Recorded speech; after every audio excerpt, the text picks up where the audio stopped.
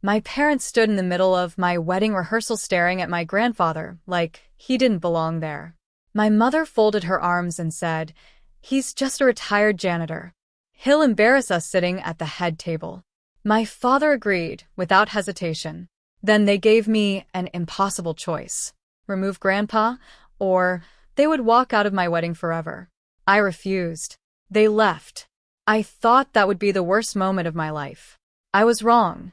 Because less than 24 hours later, during my wedding reception, my father's CEO stood up, looked straight at Grandpa, and said 4 words that changed everything. "My name is Emma Carter. I'm 31 years old, and I live in Columbus, Ohio." 3 months before my wedding, people kept asking whether I was excited about marrying the love of my life. I always smiled and said yes. What I never told them was that I spent far more time worrying about one guest than choosing flowers, music, or decorations. That guest was my grandfather, Henry. To the world, Grandpa Henry was just a retired public school janitor who had spent 42 years cleaning classrooms, fixing broken lockers, and making sure children arrived each morning to a safe, welcoming building. To me, he was the man who taught me what unconditional love actually looked like. My parents had always been busy chasing bigger houses, nicer cars, expensive vacations, and careers that impressed strangers. Grandpa was different. He never cared about appearances. He cared about people. When I scraped my knee learning to ride a bicycle, Grandpa sat beside me until I found the courage to try again. When I graduated from high school, he was cheering louder than anyone else. Every birthday, every recital, every difficult moment in my life, Grandpa somehow showed up. He never missed the moments that mattered. As Dad climbed the corporate ladder, something slowly changed inside him. Promotions became his identity. Business dinners replaced family gatherings. Mom followed right beside him, treating social status like it was a competition that never ended. Suddenly, conversations weren't about kindness anymore. They were about neighborhoods, job titles, designer clothes, and which friends were worth keeping. My wedding only seemed to make that obsession worse. Dad proudly announced that his company's CEO had accepted the invitation. Mom immediately started treating the wedding like a networking event instead of a family celebration. Every detail became about making the perfect impression. Meanwhile, Grandpa couldn't have cared less about any of that. The week before the rehearsal, he smiled as he looked at the seating chart and gently squeezed my hand. "I can't believe I'll be sitting beside my granddaughter at the head table," he said. I smiled back. I had no idea those simple words were about to start the biggest fight our family had ever faced.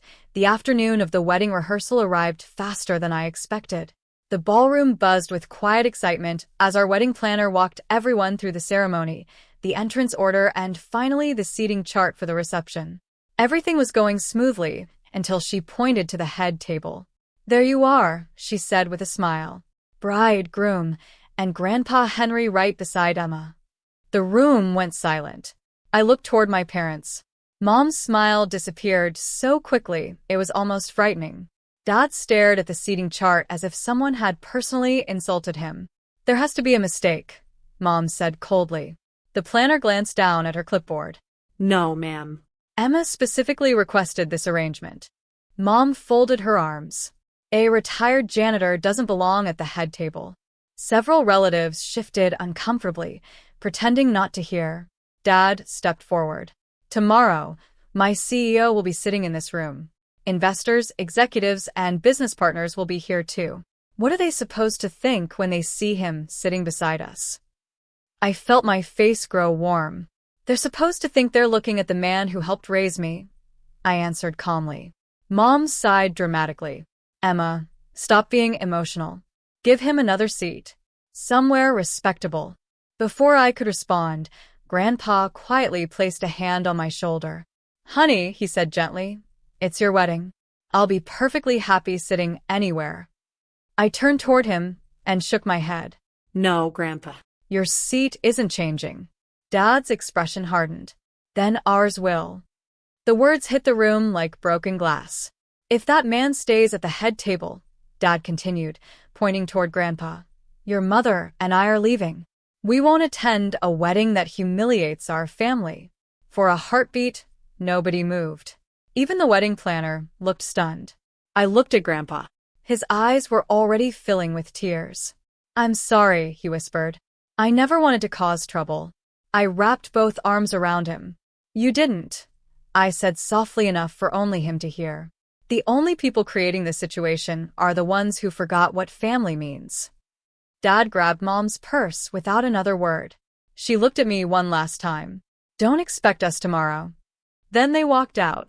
The ballroom doors closed behind them, leaving only silence and the painful realization that my wedding would never be the same. I barely slept that night.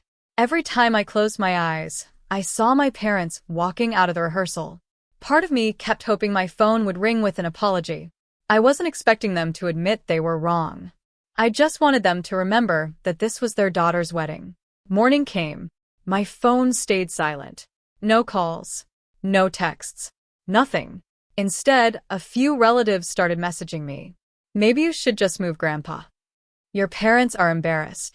Don't let pride ruin your wedding day." Every message felt like another reminder that people found it easier to question the person protecting kindness than the people causing the hurt. Grandpa knocked softly on the bridal suite door while I was getting ready. He looked uncomfortable, almost guilty. "Emma," he said quietly, "there's still time. Give me another table. I don't need the head table to know how much you love me." I took both of his hands. "You spent my whole life making sure I never felt less important than anyone else," I said. "I'm not letting you feel that way today." His eyes watered again, but this time he smiled. "I sure am proud of you." An hour later, the ceremony began. As the music started, I stood behind the chapel doors with my heart pounding. I glanced toward the front row. 2 seats remained empty. One reserved for my mother. One reserved for my father. For just a second, the emptiness hurt more than I expected. Then Grandpa offered me his arm. "You ready, sweetheart?" I nodded. More than ever. Walking beside him felt exactly right. When we reached the altar, Daniel smiled at both of us before quietly saying, "Thank you for bringing my bride." Grandpa squeezed my hand before taking a seat in the front row. The ceremony was beautiful, simple, peaceful, exactly what we had hoped for. During the reception, Grandpa proudly joined us at the head table while guests laughed, toasted, and celebrated. For the first time all day, I felt myself relax. Then the ballroom doors opened. A tall man in a navy suit stepped inside. Someone whispered, "That's Richard Collins, your father's CEO." He greeted employees with genuine warmth instead of authority, shaking hands and remembering names. As he made his way across the room, his eyes suddenly landed on Grandpa. He stopped walking. His expression completely changed. Without saying a word, he turned and began walking directly toward our table. The conversations around the ballroom slowly faded as Richard Collins crossed the room with quiet confidence. I watched him weave between tables, smiling politely at guests who greeted him. But his eyes never left Grandpa. Grandpa noticed him coming and looked confused. "I think he's heading this way," Grandpa whispered. Before I could answer, Mr. Collins stopped directly beside our table. For one long second, nobody spoke. Then he broke into the biggest smile I'd seen all day. He reached out both hands toward Grandpa. "It's really you," he said softly. Grandpa stood, looking just as puzzled. "I'm sorry," Grandpa replied. "Have we met?" Mr. Collins let out a quiet laugh. "You probably don't remember me." The ballroom had become completely silent. Even the band had stopped playing. At that exact moment, the entrance doors opened again. My parents walked in. They must have decided showing up late looked better than missing the reception entirely. Dad immediately spotted his CEO. A relieved smile spread across his face. He straightened his jacket and hurried across the ballroom, clearly expecting to greet him first. But before Dad could say a single word, Mr. Collins looked at Grandpa with unmistakable gratitude. His voice caught slightly as he spoke. "You saved my life." For words, that was all it took. The entire room froze. Dad stopped walking. Mom's confident expression disappeared. Grandpa blinked in complete surprise. I think you may have the wrong person," Grandpa said. Mr. Collins gently shook his head. "No, sir." "I could never forget you." He turned toward everyone gathered around us. 30 years ago, I attended Lincoln Middle School. My father died unexpectedly during my 8th grade year. My mother worked 2 jobs, and most mornings I came to school hungry, exhausted, and ready to quit. He looked back at Grandpa. You were the school janitor. Grandpa's eyes slowly widened. Mr. Collins smiled. Every morning, you somehow had an extra breakfast waiting for me. You never made me feel embarrassed. You just smiled and said someone had ordered too much. A few guests quietly wiped away tears. You stayed after school to help me fill out scholarship applications because you said my future mattered. Grandpa lowered his head, remembering. Mr. Collins' voice became emotional. And every Friday before I went home. He paused. You reminded me, your future isn't decided today. The silence inside the ballroom felt almost sacred. Every executive, every guest, and every member of my family was now looking at the man my parents had called an embarrassment. For several seconds, nobody in the ballroom moved. Richard Collins looked around the room before gently placing a hand on Grandpa's shoulder. Henry, he said with a warm smile, would you mind standing beside me for just a moment? Grandpa looked embarrassed by all the attention. Oh, I don't think that's necessary, he answered softly. It is, Mr. Collins replied. More necessary than you realize. Grandpa slowly stood. Mr. Collins turned toward the guests.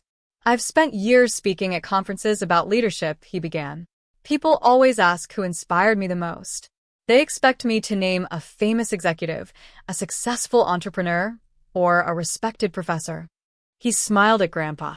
My answer has always been the same. The room remained completely silent. This man. A murmur spread through the crowd. Mr. Collins continued. When everyone else saw a struggling kid whose future didn't seem very bright, Mr. Henry saw possibility. He never asked what my family owned. He never cared about status or last names. He simply noticed a scared 14-year-old who needed someone to believe in him. He paused, collecting himself. And I wasn't the only one.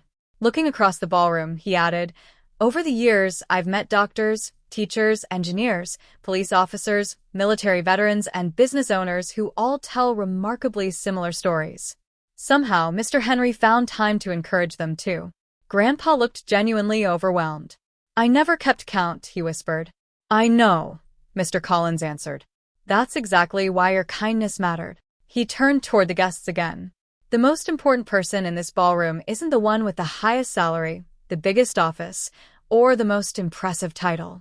His eyes briefly met my father's. The most important person here is the one who quietly changed lives without expecting applause. Then he looked at me. Emma, today you honored exactly the right man. I felt tears filling my eyes. Across the room, my mother took a hesitant step forward as if she wanted to interrupt, but Mr. Collins politely raised one hand before she could speak. Please, he said gently, let him have the recognition he has spent a lifetime giving to everyone else. Grandpa lowered his eyes, visibly emotional. I only tried to remind children that they mattered. Those simple words broke the remaining silence. One guest began clapping, then another. Within seconds, the entire ballroom rose to its feet. The standing ovation seemed endless, and for the first time in my life, I watched my grandfather receive the respect he had quietly earned decades before. The applause slowly faded, but the atmosphere in the ballroom had completely changed. People weren't crowding around the executives anymore. They were lining up to shake Grandpa's hand. Former teachers shared memories. Parents thanked him for encouraging their children years ago. Even younger guests, who had never met him before that afternoon, wanted to introduce themselves after hearing Richard Collins speak. Grandpa accepted every compliment with the same humble smile. I was just doing my job, he kept saying. A few minutes later, I noticed my father standing alone near the edge of the room. The confidence he carried into every business meeting had disappeared. He stared at Grandpa for several seconds before slowly walking toward him. My mother followed quietly behind. When they reached our table, Dad cleared his throat. Dad. He began, his voice unusually unsteady. I owe you an apology. Grandpa looked up without anger. You don't owe me impressive words, he replied gently. You owe yourself a better way of seeing people. Dad lowered his eyes. I cared too much about what everyone else would think. Grandpa nodded. Respect shouldn't depend on someone's job. Those 6 words landed harder than any accusation could have. Mom finally spoke. I spent years believing success was measured by appearances, she admitted. I was wrong. I looked at both of them before answering. Grandpa never embarrassed this family. They looked at me. The only embarrassing thing that happened this weekend was the way he was treated. Neither of them argued. Across the room, Richard Collins approached Dad and quietly rested a hand on his shoulder. I've spent my career hiring talented people, he said. But I've learned something even more valuable. Dad looked at him silently. Character always outlasts titles. After a long pause, Dad simply nodded. Later that evening, as the music started again, Grandpa asked if I wanted one dance before everyone left. I smiled through happy tears.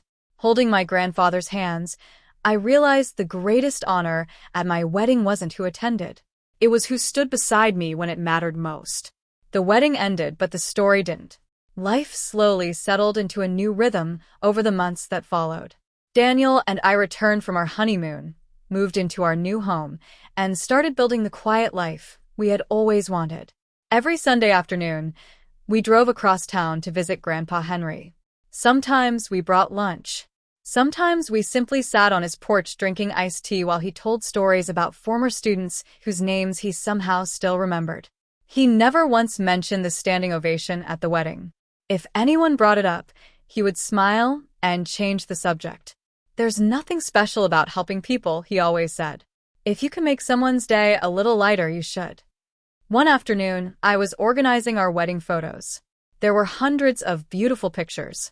Daniel and I exchanging vows. Our first dance. The cake. The laughter. But the photograph I kept coming back to showed Grandpa sitting at the head table with tears in his eyes while the entire ballroom stood and applauded. That became my favorite. Not because it captured a dramatic moment, because it captured the truth. Over time, my parents began reaching out more often. Their apologies became quieter and more sincere. They stopped trying to defend themselves and started listening instead. Trust didn't return overnight, and I never pretended it had. Real healing takes consistency, not promises. Grandpa welcomed every honest effort without bitterness, but he never asked anyone to forget what had happened. He simply chose kindness again. Looking back now, I understand something I couldn't see on my wedding day. The best seat at the reception was never about being close to the bride. It was about living a life worthy of that place. Some people spend their lives chasing titles, promotions, and approval from strangers. My grandfather spent his life lifting others when nobody was watching. That quiet legacy became the richest inheritance anyone in our family would ever receive, and no job title could ever compare to it.